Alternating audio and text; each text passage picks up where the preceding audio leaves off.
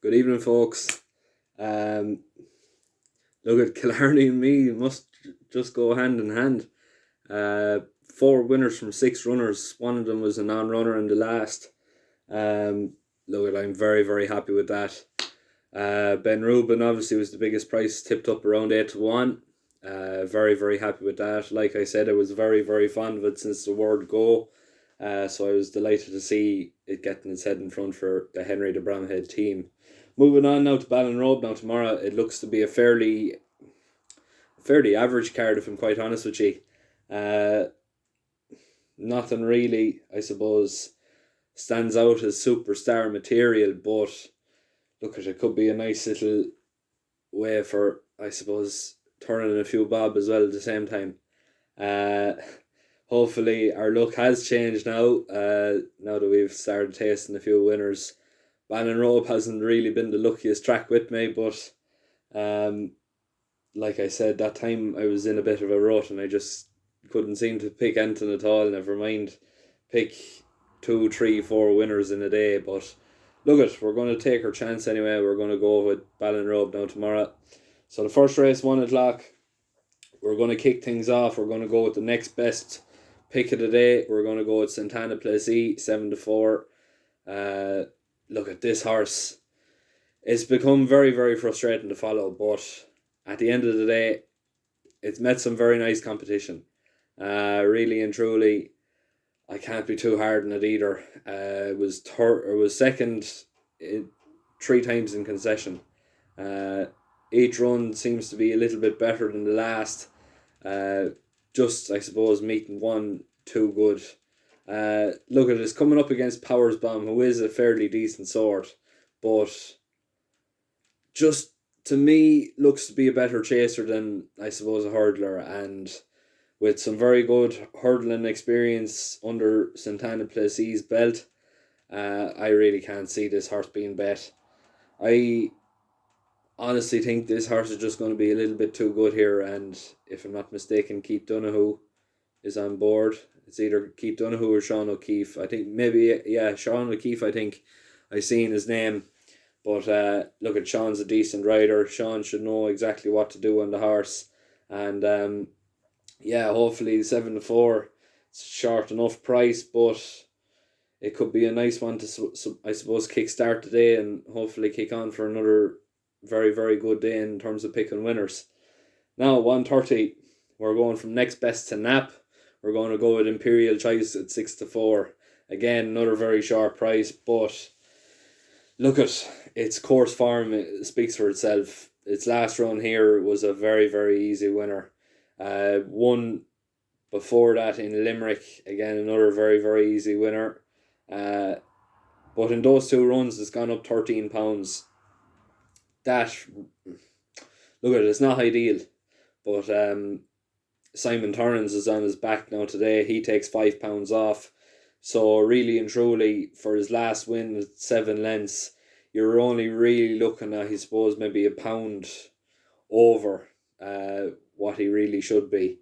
That should be manageable. He looks like he's starting to really kick-start in form, and improvement is on the rise and improvement is on the cards. So yeah, I think it's going to go out a fairly cosy winner. I won't say an easy winner, but it should do it fairly cosily all the same. Now, 2 o'clock, we're going to go with Fast Bender. Unfortunately, I missed the price at starting price at 12 to 1. He's now into 11 to 4. Look at, it's a huge gamble already. Michael McNiff, as I've often said, he is in fantastic form.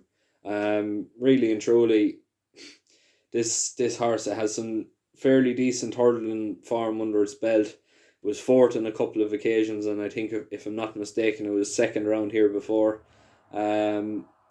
It's on a fairly nice mark.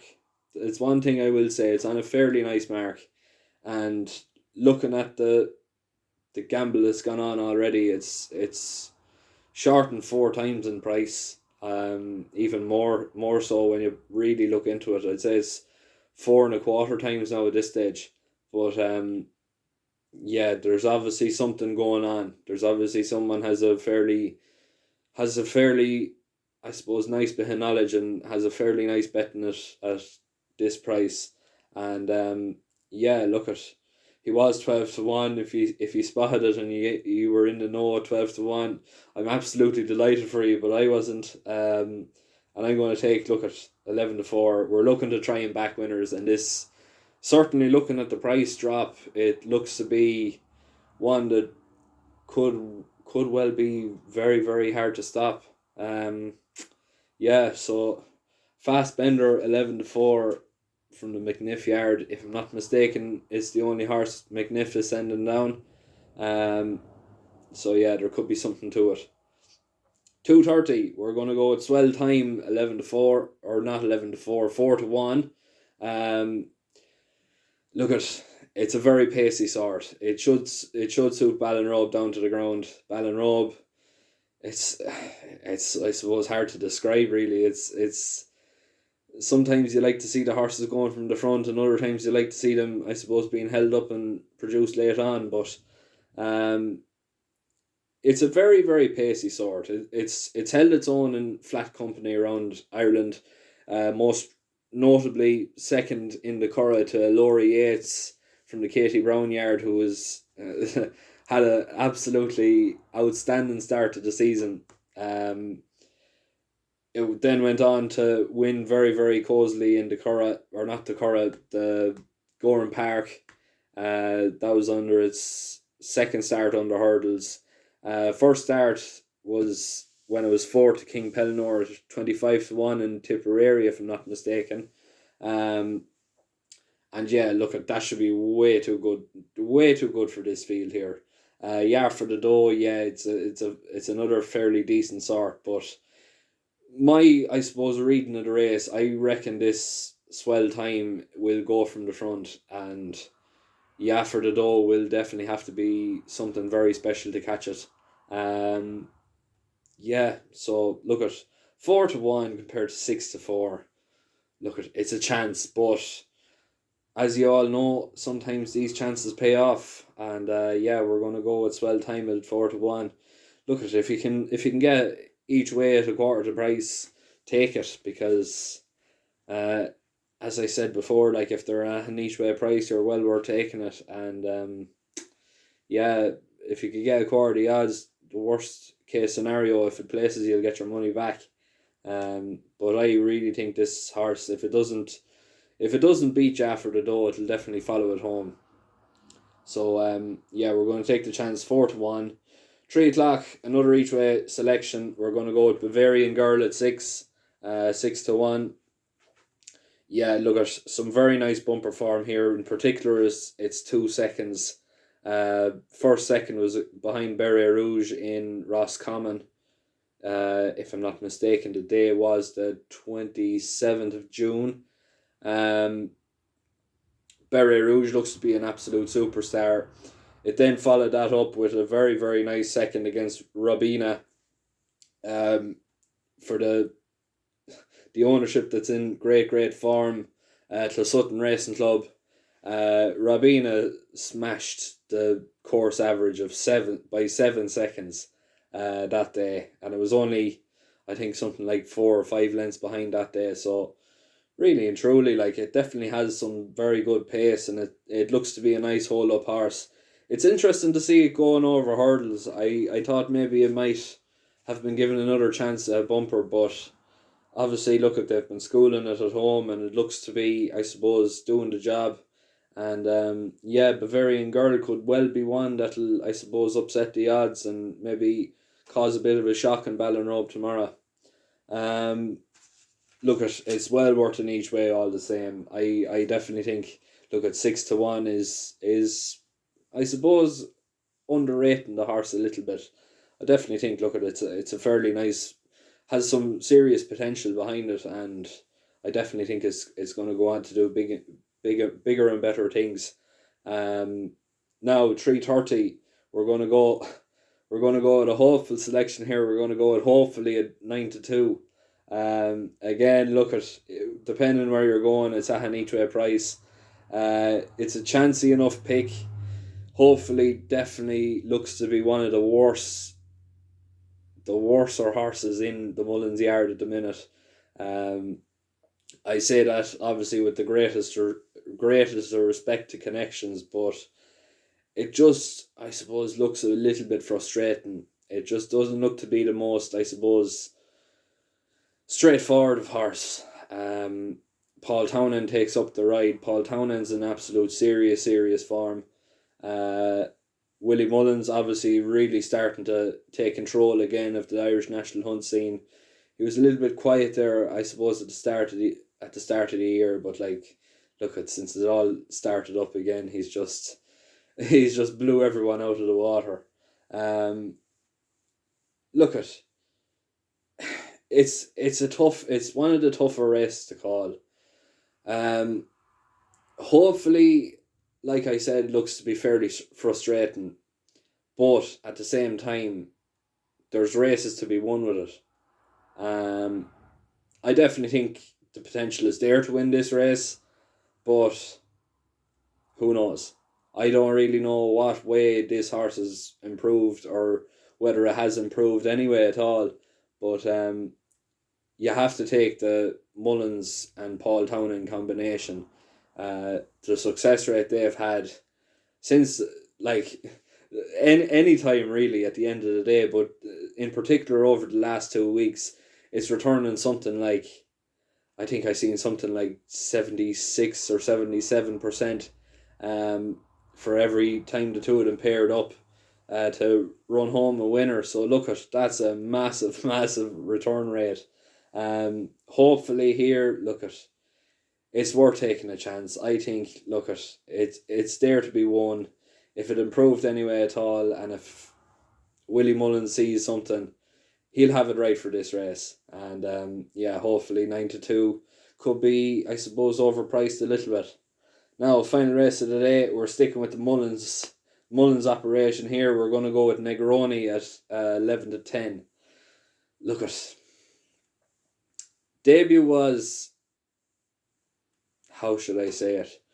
It was encouraging, but also a little bit, I suppose, disappointing. The fact that it was favourite, obviously, we were all expecting to win, came second, but it stayed on very strongly. This horse that betted looks to be, I suppose, some sort of a dark horse for the future. It ran a very good race, and I suppose it was just inexperience that I suppose knocked the horse at the end of the day. It has that experience now. Coming in here, it looks to be a fairly weak bumper. The second favourite finished behind a horse that went out the next day as a favourite and finished fifth out of sixth in a fairly poor race. Then look at there's a nice, I suppose, interesting bumper horse for the Hogan team coming in here. Cost 52,000 guineas. How good is it really? We don't know. How good is Negroni? Like I said, we don't know. But if improvements on the cards, which more than likely it will be, this should win very easily here. Really and truly, it should. The track should really suit it. The competition it's facing isn't the greatest, and yeah, I think it's a fairly nice opener for this horse to go and win a race, and hopefully focus on bigger and better things. Go on to hurdling and down the line, go on to chasing with the help of God if it stays injury free. But look, that's all my selections for tomorrow. If you're having a bet, best of luck. If you had a bet for Killarney, I'd say you're all fairly happy now at this stage with the 4 out of 6 winners and the one non-runner. But yeah, look at it's we're starting to kick on with form now, and we're starting to, I suppose, do the business. Hopefully we can keep things going on to this week now, and I suppose start really turning those bad days that we had over the last, I suppose, 2 weeks ago into, I suppose, better days. But look, I'm going to leave it there. Like I said, very best of luck. If you want to follow me content, the links are on the profile picture or whatever you like to call it for the YouTube channel. And if you want to follow a bit more of my content, I've started writing for the World of Sport. The website's www.theworldofsport.co.uk. So if you want to sign up to that, I suggest you do so. There's some great tips from Ron and Sean, as well as the podcast as well. So it's something we're hoping that it'll take off, and hoping that it'll go on to bigger and better things, not just for me, but for the lads running it itself. But I'm going to leave it there. Thanks very much. Best of luck tomorrow.